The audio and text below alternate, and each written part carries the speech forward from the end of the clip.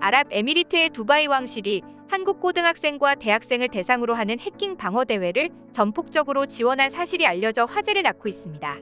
아랍에미리트 두바이 왕실은 한국 고교생 사이버 대회에 깜짝 등장한 것도 모자라 충격 발언을 해 많은 사람들을 놀라게 했는데요. 심지어는 두바이 왕실 관계자는 참석은 계획에 없던 것이라고 알려져 많은 사람들이 놀라워하기도 했죠.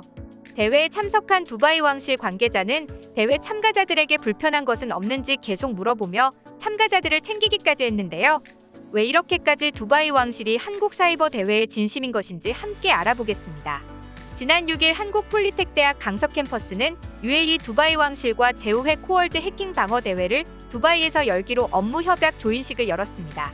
이 대회는 한국 고교생과 대학생을 대상으로 하는 온라인 대회로 2018년부터 실시됐으며 7월부터 2개월 동안 온라인으로 예선을 치러 최종 결선에 진출할 6팀을 가린다고 하는데요.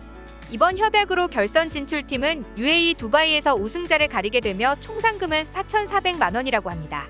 두바이 왕실 측은 상금은 물론 결선 진출팀이 두바이에 체류하는 동안 숙식비와 관광 프로그램 비용 등 체류비 전액을 부담하겠다고 밝혔으며 결선 참가자에게 월드컵 개막식과 결승전 입장권 등의 부상을 제공할 의향도 비쳤다고 하는데요.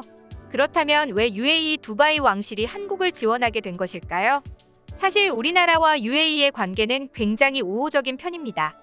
1971년 아랍에미리트 연방 수립 직후에는 남북한과의 수교를 기피하였지만 이후 실질적인 경제 협력 관계 증진을 목적으로 1982년 6월에 대한민국과 단독 수교하였는데요.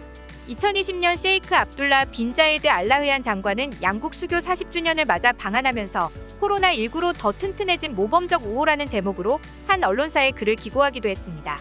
하지만 단순히 우호적인 관계라는 것만으로 아랍에미리트 두바이 왕실이 한국의 학생들에게 전폭적인 지원을 했다는 것이 이해가 되지 않을 수도 있는데요. 사실 UAE가 한국의 고등학생, 대학생 IT 인재를 지원하는 이유는 UAE의 미래 먹거리 산업과 IT 발전을 도모하기 위해서입니다. 한국은 다른 나라에 비해 IT 인프라가 잘 발달된 나라이며 세계적으로 그 위험을 인정받고 있습니다. 그 중에서도 화이트 해커들은 유독 빛을 내고 있는데요.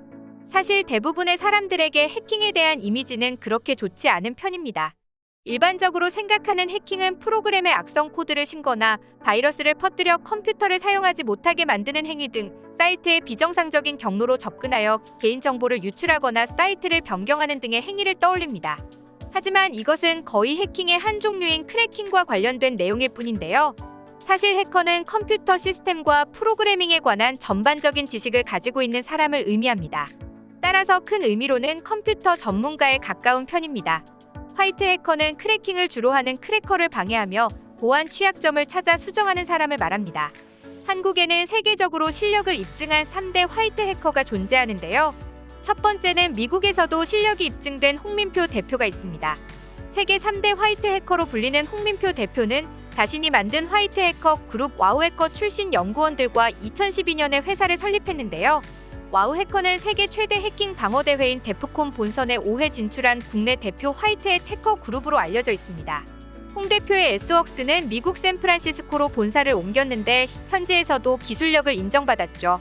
뿐만 아니라 시장 조사 업체 사이버 시큐리티 벤처스가 2017년 발표한 세계 500대 보안 기업 중 363위의 이름을 올렸습니다.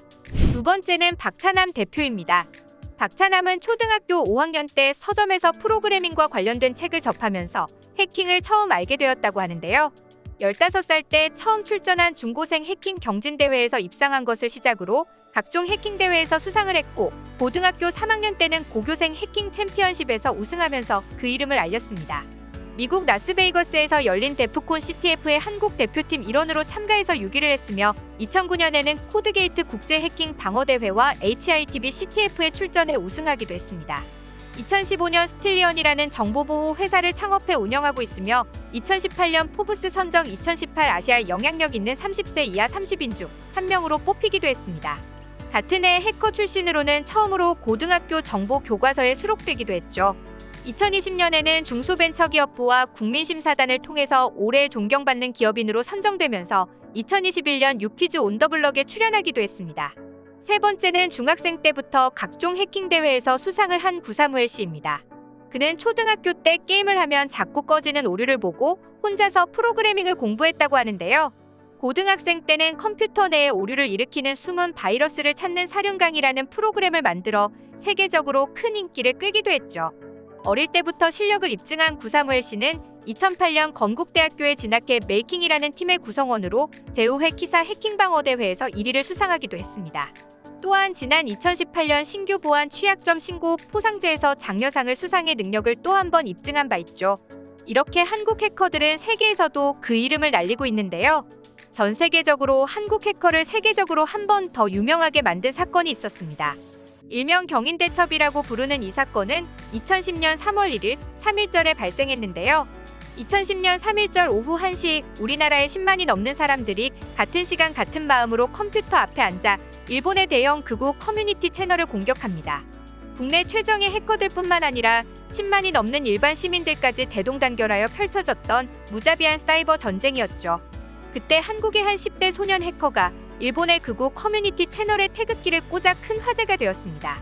이 소년 해커는 이후 사이버 범죄자 검거나 수사 지원 등의 자문을 하면서 화이트 해커로 활동하기 시작했습니다. 그는 개인정보 유출 사건에 대해 강원지방경찰청과 함께 수사하고 보안 취약점을 찾아내는 연구 분석 업무도 진행했습니다. 이렇게 차근차근 자신의 커리어를 쌓아오며 국내 최고 수준의 화이트 해커가 된 그는 이제 어엿한 한 기업의 대표가 됐는데요. 그의 이름은 라바웨이브의 김준엽 대표입니다. 김준엽 대표는 어린 시절부터 해커로 활동했습니다. 경인대첩 당시에도 14살에 불과했죠. 개인 활동을 이어가던 그는 이제 사이버 범죄 대응 업체인 라바웨이브를 설립했습니다. 김준엽 대표가 라바웨이브를 설립한 이유는 지난 2014년 신체 관련 영상물 등을 미끼로 돈을 뜯어내는 이른바 몸캠 피싱 피해자가 늘어나면서였습니다. 당시 김 대표는 피해자들을 위해 무료로 피해자를 지원하기 시작했는데요. 하지만 피해자가 워낙 많아 사람도 더 필요하고 이에 따른 무료 지원이 힘들어지자 지금의 라바웨이브를 설립하게 됐다고 합니다. 이후 라바웨이브는 김준엽 대표를 중심으로 빠르게 성장했고 불과 5년 만에 매출 100억 원을 돌파하는 기염을 토했죠. 그는 그동안 국가정보원이나 경찰청 등의 해킹 방어 자문을 해왔던 국내 최고 수준의 화이트 해커로 활동을 했었는데요. 현재 김준엽 씨가 운영하고 있는 회사 라바웨이브는 디지털 성범죄에 대처하는 서비스를 전문적으로 제공하는 기업으로 사이버 범죄 대응 분야 국내 최대 기업이라고 합니다. 현재는 35명의 직원과 함께 근무 중이며 이에 대해 김 대표는 모두 최고 수준의 해커로 직접 영입한 인물들이다라고 설명을 덧붙였습니다. 혼자 해왔던 일을 이제는 직원들과 함께 이끌어 나가게 된 김준엽 대표. 그는 사이버 범죄가 근절될 수 있도록 최선을 다하겠다는 목표를 밝히기도 했습니다. 한편 김준엽 대표의 깜짝 근황의 누리꾼들은 이게 해커의 진짜 참된 모습이다. 경인대첩 때 고작 14살이었다고 너무 잘 큰 것 같아서 보기 좋다, 멋있다 등의 뜨거운 반응을 보내고 있습니다.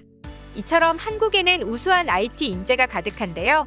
이런 IT 인재가 탐났던 두바이 왕실은 해킹 방어 대회를 열었던 것이었죠. 이번 대회는 일반 부호가 아닌 두바이 왕실에서 지원한다는 점에서 더 큰 의미가 있다고 할 수 있는데요. 두바이 왕실은 한국의 뛰어난 IT에 놀랐다고 말하며 한국의 미래 해커 인재들을 직접 만날 수 있어서 좋았다고 전했습니다.